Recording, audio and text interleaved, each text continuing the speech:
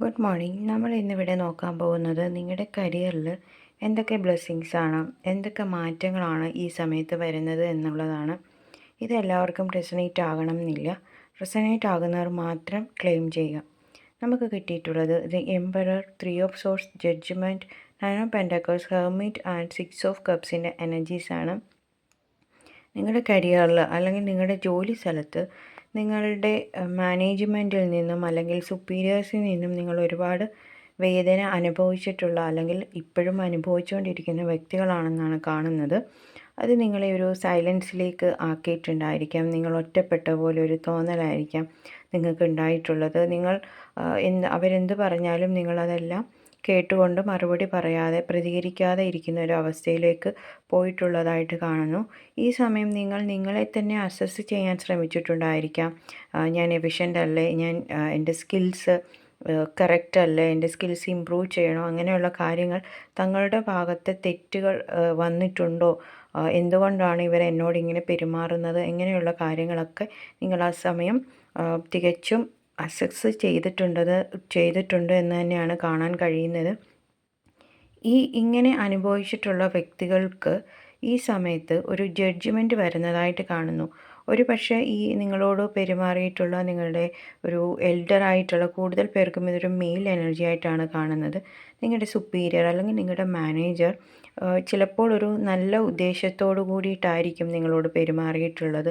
അതായത് ഒരു മെൻറ്റർ എന്നുള്ള രീതിയിൽ നിങ്ങൾ കുറച്ചുകൂടി എഫിഷ്യൻ്റ് ആകാൻ വേണ്ടിയിട്ട് ആയിരിക്കും നിങ്ങളോട് അങ്ങനെ പെരുമാറിയിട്ടുള്ളത്. പക്ഷെ അത് നിങ്ങൾക്ക് വളരെയധികം വേദനയാണ് ഉണ്ടാക്കിയിട്ടുള്ളത്. അത് നമ്മളെങ്ങനെയാണോ ചില കാര്യങ്ങൾ ഉള്ളിലേക്ക് എടുക്കുന്നത് എന്നുള്ളതിനനുസരിച്ചിരിക്കും. ഓരോ മനുഷ്യരും വ്യത്യസ്തരാണല്ലോ. അങ്ങനെയുള്ളൊരു സെനാരിയോ ഇവിടെ കാണുന്നുണ്ട്.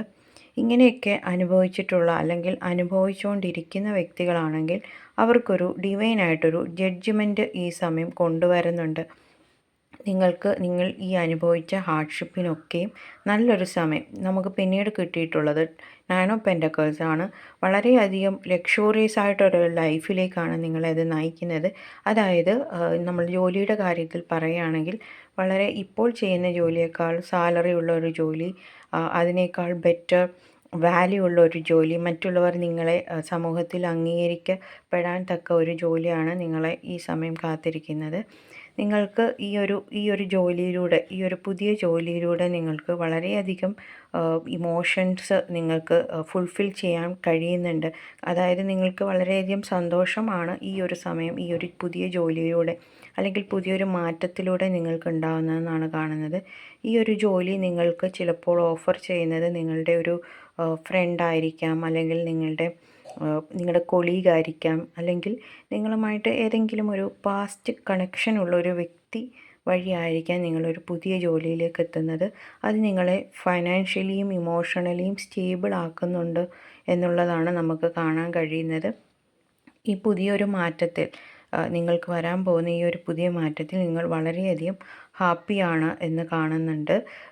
ചിലപ്പോൾ ഈ ഒരു ഹാർഡ്ഷിപ്പിലൂടെ കടന്നു പോയിട്ടുള്ള അല്ലെങ്കിൽ കടന്നു പൊയ്ക്കൊണ്ടിരിക്കുന്ന വ്യക്തികൾക്കാണ് ഈ ഒരു സെനാരിയോ മാച്ച് ആവുന്നത് എന്നാണ് നമുക്ക് മനസ്സിലാവുന്നത്. ഇങ്ങനെ നിങ്ങൾ ഈ ഒരു സാഹചര്യത്തിലൂടെ കടന്നു പോയിട്ടുണ്ടെങ്കിൽ തീർച്ചയായിട്ടും ഡിവൈനായിട്ട് നിങ്ങൾക്കൊരു ജഡ്ജ്മെൻറ്റ് തന്ന് നിങ്ങൾ ഡിസേർവ് ചെയ്യുന്ന ആ ഒരു പൊസിഷനിലേക്ക് നിങ്ങളെ എത്തിക്കുന്നതാണ്. ആ സമയത്ത് നിങ്ങളെ മറ്റുള്ളവർ ബഹുമാനിക്കുകയും മറ്റുള്ളവർ നിങ്ങളുടെ എഫേർട്ടിനെ പ്രശംസിക്കുകയും ചെയ്യുന്നതായിട്ട് കാണുന്നുണ്ട്. നിങ്ങളൊരു സെൽഫ് ലവിലേക്ക് വരുന്നുണ്ട്, നിങ്ങൾ ഇൻഡിപെൻഡൻ്റ് ആകുന്നുണ്ട്. അത് നിങ്ങൾ മെയിലായാലും ഫീമെയിലായാലും നിങ്ങൾ ഇൻഡിപെൻഡൻ്റ് ആയി മാറുന്ന ഒരു സാഹചര്യവും ഉണ്ടാകുന്നുണ്ട്. Thank you.